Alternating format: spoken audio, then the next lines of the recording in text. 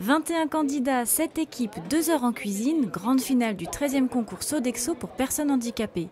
Après des mois d'épreuves éliminatoires pour départager 125 équipes, Polo accède avec brio à la finale. Il fait partie de l'ESAT Cotra de Fontenelle-Fleury, un établissement spécialisé qui permet aux personnes handicapées comme lui de travailler dans un cadre adapté. Qu'est-ce que ça représente pour vous la cuisine? Le bien-être. Le bien-être, c'est un plaisir de travailler, c'est un joie de vivre. Ça fait longtemps que vous cuisinez? Oui, Combien de temps? à peu près 15 ans. Oui. Et c'est la première fois que vous participez à un concours de Sodexo ? C'est ma 3e fois.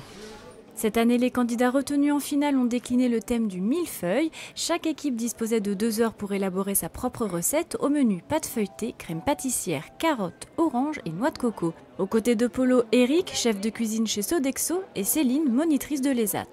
Ça permet un petit peu aussi de montrer ce que nous en ESAT on est capable aussi de faire, qu'on peut leur apprendre beaucoup de choses. Et ça permet aussi aux travailleurs de pouvoir être dans un milieu ordinaire, de partager aussi avec les autres. Et voilà, je pense qu'on a montré ce qu'on savait faire à l'ESAT. C'est justement le moment pour les participants de dévoiler leur création aux membres du jury. Un jury présidé, comme chaque année, par le grand chef Olivier Rollinger, attaché à ce concours.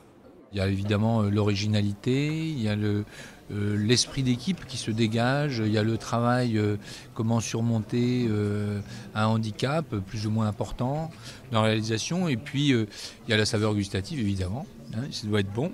En général, là, en ce moment, c'est le problème, c'est qu'ils sont tous très bons, et tant mieux en même temps évidemment. Il y a une notion d'hygiène aussi, savoir si les personnes ont bien enregistré, puis il y a tout ce travail en amont que l'on doit percevoir dans cet échange, dans ce partage, dans cette transmission.